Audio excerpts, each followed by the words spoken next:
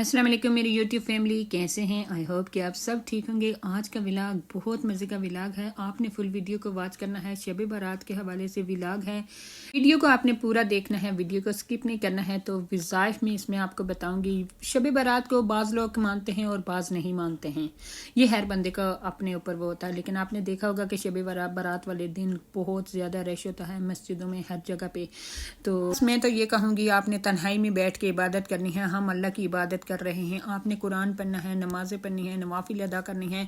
बस जो जो चीज़ें आपसे हो सकती हैं आप ज़रूर करें। बस आपने अपने लिए दवाएं करनी है। अल्लाह से जो मांगना है मांगे। तन्हाई में बैठ के रो के गिड़गिड़ा के आप बस अल्लाह पाक के हवाले कर दें। अपनी सारी परेशानियां, अपनी सारी टेंशनें, सब कुछ अल्लाह के हवाले कर दें। और जो मांगना है गिड़गिड़ा कर मांगे। अल्लाह से आप बख्शिश मांगे, अपने लिए, अपनी औलाद के लिए हिदायत मांगे, अपनी औलाद की कामयाबी मांगे। फिर मैं आपको वजीफा बता दूं कि आपने कौन कौन से वजीफे करने। ईशा की नमाज पढ़ने के बाद ना आपने करना है जी सूरह यासीन को पढ़ना है 3 टाइम। और उसके बाद आपने जो है ना बाकी तस्बीहें वगैरह सारी करनी है। जो जो आप करते हैं ला इलाहा इल्ला अंता सुब्हानका इन्नी कुन्तु मिनज़ ज़ालिमीन, इसकी आप तस्बीह कर दें। उसके कुल हुवल्लाह की तस्बीह करें। 2 तस्बीहें ये आप कर दें सूरह इखलास की। तो बाकी जो भी आप करना चाहते हैं, नवाफिल अदा करना चाहते हैं, आप ज़रूर करें। मैं अपनी आपको बात बताऊं कि मैं ज़रूर इसमें जो है ना बैठ के मतलब 12 बजे तक तो तकरीबन मैं बैठ के इसमें ज़रूर अपनी इबादत का वो रखती हूँ। उसके बाद फिर मैं जाके सो जाती हूँ। फिर उठ के तहज्जुद पढ़ के फिर उसके बाद मैं रोज़ा रख लेती हूँ अल्हम्दुलिल्लाह। तो आप अल्लाह ताला से मांगे, बस इस तरह से गिड़गिड़ा के रो के आप मांगे। अल्लाह पाक आपकी हर एक हाजत। ये तो मैं आपसे अपना तरीका शेयर कर रही हूँ, लेकिन आपको जो जो पढ़ना है आप ज़रूर पढ़ें। बस आप अल्लाह से दुआ मांगे, अल्लाह पाक आपकी हर एक दुआ ज़रूर पूरी करेंगे। अल्लाह पाक आपकी हर एक हाजत पूरी करेंगे। और 3rd काम आपने ये करना है कि इस्तग़फ़ार की तस्बीहें पढ़ते रहें। बेड के ऊपर ही बैठ के बेशक पढ़ते रहें, लेकिन यह है कि जितना आप इस्तग़फ़ार करेंगे इतना ही आपके गुनाह धुलते जाएंगे और आपकी दवाएं कबूल होती जाएंगी, क्योंकि इस्तग़फ़ार से इंसान के गुनाह धुलते हैं। ये बख्शिश वाली रात है, तो अल्लाह ताला कहते हैं कि है कोई बख्शिश मांगने वाला मैं उसको बख्श दूँ। तो आप लोगों ने खुद ज़रूर बख्शिश की दुआ करनी है। जो भी आपके रिश्तेदार हैं, जो भी आपके अपने डाइड हुए हैं, उनके लिए भी बख्शिश की दुआ मांगें। अपने लिए भी बख्शिश की दुआ मांगें। अल्लाह पाक हमारी हर एक परेशानियां, बीमारियां, टेंशनें दूर करे। मेरी तो यही दुआ है। मेरे तमाम मुसलमान बहन भाइयों की सब की परेशानियां दूर करे अल्लाह पाक इस रात के बबरकत अमल से। आप लोगों ने सब मेरे लिए भी दुआ करनी है, अल्लाह ताला मेरी परेशानियां भी दूर करे। तो बस आपने जो जो वजीफ़े वज़ाइफ करने हैं तो उसमें अव्वल आखिर आपने जो है ना दरूद पाक पढ़ना है। दरूद पाक पढ़ के बस आप दवा मांगे, इंशाअल्लाह आपकी दवाएं ज़रूर कबूल होंगी। तो यकीन आपने मेरे रब पे रखना है। मांगना आपने अल्लाह से ही है, दवा आपने अल्लाह से ही करनी है। बस हर चीज़ पे वो मांगेंगे आप, हर चीज़ अल्लाह से, लेकिन यकीन के साथ मांगे। तो फिर देने वाली रब के साथ देखना आपको कैसे कहाँ से अता कर। यहाँ पर मैं आपको बताते चलूँ कि 3 वो लोग हैं जिनकी इबादत इस रात को भी कबूल नहीं होगी। सबसे पहले तो मुशरिक है, जिसकी कोई इबादत कबूल नहीं होगी जब तक कि वो तौबा नहीं कर लेता।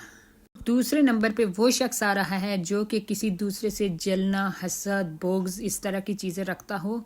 वो शख्स भी इस रात से महरूम रहता है, उसकी दुआएं भी कबूल नहीं होती। तो आपने ये ख्याल रखना है कि आपको ज़रा बराबर भी, आपके राही के दाने के बराबर भी आपके दिल में किसी के लिए हसद और कीना नहीं होना चाहिए।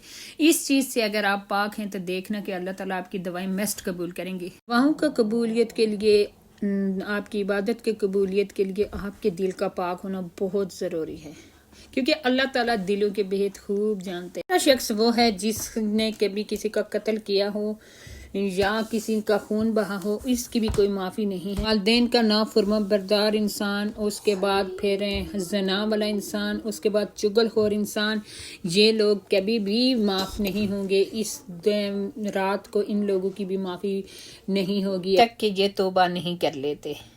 इनकी दुआएं भी कबूल नहीं होंगी। तो बहुत सबसे पहले आपसे मेरी यही गुजारिश है कि आप लोग सबसे पहले अल्लाह से माफ़ी मांगें, अपने दिल को पाक साफ करके दुआ करें।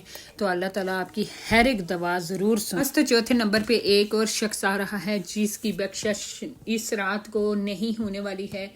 वो ये होता है कि जब आप अपने रिश्तों को काटते हैं, लाइक अपने खूनी रिश्तों को काटते हैं। खूनी रिश्तों में आपके बहन भाई भी आ जाते हैं और भी बहुत सारे रिश्ते आ जाते हैं जो कि खूनी रिश्तों में आते हैं, लाइक बहुत ही करीबी। अगर आप آپ میں سے کوئی بندہ ان میں سے آپ کے سسٹر برادرز میں سے کوئی بھی جو ہے نا تھوڑا سا کم مالیت کا مالک ہوگا، غریب ہوگا، تو آپ نے دیکھا ہوگا کہ ہم لوگ اس کو اوائڈ کرنا شروع کر دیتے ہیں. جس کے پاس بھی کچھ تھوڑا سا پیسہ آتا ہے اگر دوسرے کے پاس نا، تو وہ کبھی بھی اس کو نہیں پوچھتا، وہ اپنا کچھ بنانے کے چکر میں ہوتا ہے، لیکن ادھر صدقہ خیرات باہر کر رہا ہوگا لیکن شاید اس کو نہیں دے گا. لیکن سب سے پہلے مستحق آپ کا اپنے خونی رشتے ہیں اور ان کے ساتھ کبھی بھی قطع تعلق نہ رکھیں. اس کا بہت بڑا جرم ہے یہ اسلام میں کہ اگر آپ اس طرح سے رہتے ہیں. سب سے پہلا حق آپ کے بہن بھائیوں کا ہے، اس کے بعد جو ہے نا کہ باہر اگر مستحق ہے تو اس کو دے.